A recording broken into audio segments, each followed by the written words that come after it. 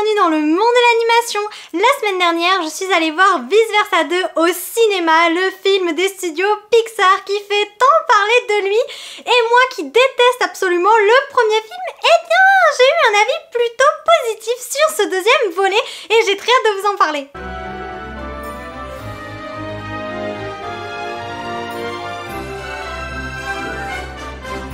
Alors, vous noterez quand même que j'ai fait un effort vestimentaire pour la vidéo. Je ne peux pas plus ressembler à Anxiété que ça. J'ai les cheveux en vrac sur la tête, je suis en orange. Là, on est au maximum. Parce que oui, Anxiété est sans doute l'émotion qui me représente le mieux. Un peu d'anxiété, un peu beaucoup. Oui, je suis légèrement anxieuse, donc c'est parfait pour moi. Franchement, c'était pas gagné d'avoir une vidéo sur Vice Versa 2 parce que j'ai un peu hésité quand même avant d'aller voir le film. Il faut savoir que moi, je n'aime pas du tout Vice Versa. Voilà, le 1, ça ne m'a absolument pas parlé. Tout ce qui est très abstrait, comme Soul et tout ça, quand ça se passe dans l'esprit, dans l'univers, dans les âmes, bref, ça ne me parle absolument pas et je n'avais pas du tout aimé Vice Versa 1, je m'étais énormément ennuyée, j'avais trouvé le graphisme, vous savez, trop simple, bref, rien ne m'avait séduite dans ce film et donc j'étais pas très emballée par un deuxième film, je vous avouerai, quand j'ai entendu Vice Versa 2, je me suis dit, bon, j'irai voir si j'ai un peu de temps et il s'est trouvé que je me suis retrouvée seule un vendredi soir et j'étais un petit peu, déprimée chez moi, j'en avais assez de tourner en rond dans mon appartement et je me suis dit,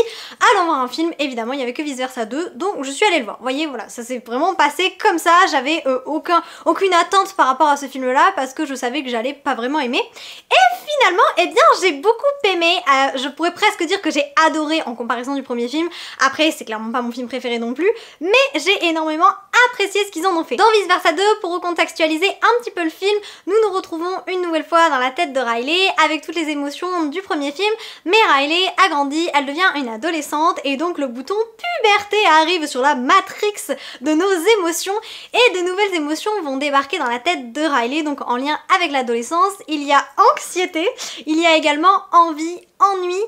mais aussi embarras et il y aura nostalgie qui fera des petites apparitions mais franchement elle est là 40 ans trop tôt donc bon on n'en parlera pas de nostalgie, chut. Ce qui m'a davantage séduit dans Vice Versa 2 contrairement au premier film, c'est que je crois que je me suis beaucoup plus reconnue dans la tête de Riley. La première fois, Vice Versa 1, ça s'adresse peut-être plus aux enfants, ou disons qu'il n'y a pas ce côté, voilà, justement, de l'anxiété, des problèmes de la vie, et donc j'ai été moins sensible au premier film, alors que là, dans le 2, eh bien, le fait qu'Anxiété prenne les commandes, soit le personnage principal, et clairement, eh bien, mettre son grain de sel partout, et prenne le contrôle, eh bien, de Riley intégralement, parce qu'évidemment, quand l'anxiété s'en mêle, ça prend même le contrôle du corps, de toutes les autres émotions, et donc c'est ce que j'ai beaucoup apprécié. Le personnage d'Anxiété est absolument détestable, soyons honnêtes, je l'ai détesté 90% du film, mais d'un autre côté je me suis tellement reconnue dans Riley et dans cette anxiété qui maîtrise absolument tout, et bien que ça m'a fait apprécier le film. J'ai aussi aimé le fait que les précédentes émotions soient beaucoup plus unies. Dans le premier film on les découvre et donc finalement il n'y a pas ce lien qui les rassemble,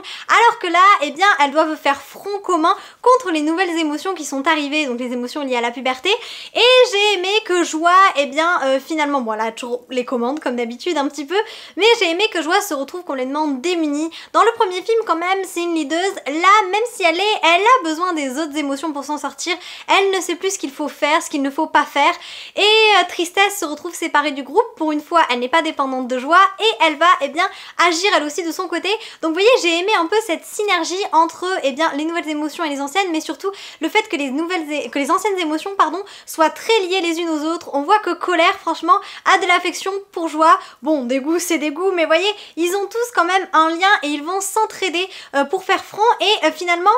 ça m'a vraiment fait plus penser à cette union Pixar qu'il peut y avoir dans Toy Story, dans Cars, dans tous ces groupes qui se forment et qui sont très liés, donc ça c'est ce que j'ai le plus apprécié. Ensuite évidemment, eh ben, je pense que finalement la puberté ça parle à beaucoup de monde, mais parfois finalement l'adolescence se rapproche un petit peu de l'âge adulte et l'anxiété survient à n'importe quel âge, soyons honnêtes, particulièrement à partir de l'adolescence, mais clairement la vie adulte ça nous poursuit, et donc je spoil un petit peu, mais par exemple, eh bien Riley s'est forgé une conscience, elle s'est construit une bonne conscience avec les divers événements qu'elle a vécu, mais Joie eh bien se fait un devoir de retirer tous les mauvais moments, les moments où elle a été gênée, les moments où elle a été dégoûtée, les moments où elle a été triste, bref tout ça elle se dit c'est négatif pour Riley et donc elle les envoie Joie loin et bien de sa bonne conscience, et finalement Joie va elle-même prendre conscience que pour se forger, pour se construire, il faut en garder en mémoire et bien tous les souvenirs vécus, tous les moments passés, et donc pour se construire on n'a pas seulement besoin de joie, mais on a également besoin de tristesse, de colère, de dégoût, bref finalement ce qu'elle avait un petit peu découvert à la fin du 1,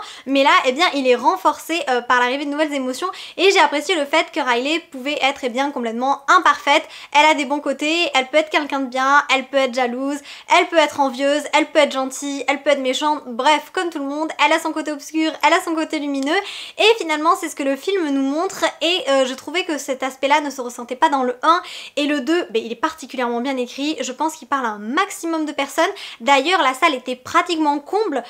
j'y suis allée donc le vendredi, la semaine de la sortie du film, et la salle était la plus grande salle du cinéma et elle était pratiquement pleine, il y avait beaucoup d'enfants, il y avait des adolescents, mais il y avait également énormément d'adultes, et je pense que le film touche n'importe qui. D'ailleurs j'ai été très surprise, je m'y attendais pas, ils ont bien dit que le film était le meilleur démarrage Pixar de tous les temps, donc devant Cars, devant Toy Story, devant Les Indestructibles, devant leurs plus gros films et plus grosses franchises, et bien Vice Versa 2 a éclaté tous les compteurs au moment de sa sortie, et d'ailleurs pour le moment c'est le film le plus rentable 2024 sur la Terre, voilà, dans tous les pays du monde pour le moment, Vice Versa 2 a fait eh bien, le meilleur démarrage et le plus rentable à l'heure actuelle, même devant Dune 2, donc c'est assez incroyable quand on sait que Pixar s'est un petit peu ramassé ces dernières années avec notamment Élémentaire qui avait marché correctement mais pas autant qu'il l'espérait, et avec Buzz l'éclair qui avait clairement fait une petite descente aux enfers. Là vraiment Vice Versa 2 apparemment ça a mis tout le monde d'accord, les critiques sont très élogieuses, qu'il s'agisse bien des médias, des journalistes, des chroniqueurs, voilà, des influenceurs ou juste des fans d'animation comme moi. J'ai l'impression voilà, que les critiques sont assez positives, que les gens aient apprécié le premier film ou qu'ils ne l'aient pas aimé, finalement le deuxième volet met tout le monde d'accord, et c'est sans doute pour ça que moi aussi je suis tombée dans le phénomène Vice Versa 2. Je tenais également à parler du doublage, j'ai été très contente de retrouver Dorothée Pousseau dans le rôle d'Anxiété. Je ne m'étais pas spoilé tout cet aspect là, en fait j'avais en fait comme le film ne m'intéressait pas, je n'avais pas du tout regardé le casting ou quoi que ce soit, donc je ne savais pas qu'il y en allait retrouver, et j'ai été contente moi de retrouver Dorothée Pousseau. Évidemment c'est une comédienne de doublage très connue, mais j'aime sa voix, j'ai trouvé qu'elle collait bien avec Anxiété, ça m'a plu. Si ce que j'avais juste vu passer, eh bien c'est qu'il y allait avoir Adèle Exarchopoulos, j'espère que j'ai bien prononcé son nom,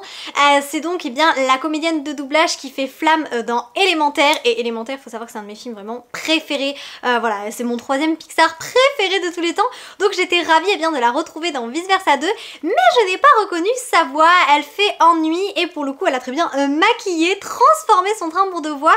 puisque j'étais persuadée qu'Ennui avait un comédien de doublage masculin, donc en tout cas non, c'était bien la voix de Flamme dans Ennui, et j'ai beaucoup aimé en fait la retrouver sous un autre aspect, donc voilà je suis assez contente eh bien, du casting qu'il y a eu en tout cas pour les voix françaises de Vice Versa 2, et c'était un petit point que je tenais à souligner, ça a renforcé en fait un peu voilà je pense que ça quand même, oui ça a impacté quand même mon appréciation du film, parce que peut-être que j'aurais pas apprécié par exemple la voix d'Anxiété, j'aurais pas autant aimé le film parce que c'est un personnage comme j'ai dit qui est pas facile à aimer, Anxiété, parce que je pense qu'on peut tous se retrouver à travers Anxiété, à travers cette folie qui parfois peut nous submerger, et donc en plus elle est désagréable avec les autres émotions, donc on n'a pas envie de l'aimer, mais voilà, on a une voix familière, on a un personnage qui nous est finalement familier puisque nous vivons avec Anxiété tous plus ou moins au quotidien, donc je pense que c'est pour ça voilà que ça a séduit un petit peu tout le monde. En tout cas c'était une excellente surprise pour moi qui pensais absolument détester le film, et je suis ressortie là et je me suis dit mais j'ai adoré en fait alors que bon, adorer c'est un bien grand mot, comme je disais c'est pas voilà mon film préféré, c'est pas La Reine des Neiges, c'est pas Mulan, mais j'ai adoré dans le sens où vraiment c'était une tellement bonne surprise et j'ai pas eu de moment de blanc, pas eu de moment de flottement, j'ai apprécié toutes les scènes, j'ai trouvé que le film était extrêmement dynamique, bref c'était une très belle découverte. Dans les commentaires n'hésitez pas à me dire si vous aussi vous avez vu Vice Versa 2, si vous l'avez aimé, si vous avez apprécié de voir Anxiété représentée sous cette forme là, et si vous ne l'avez pas vu, est-ce que vous comptez aller le voir? En espérant vous avoir apporté un peu de magie, à bientôt!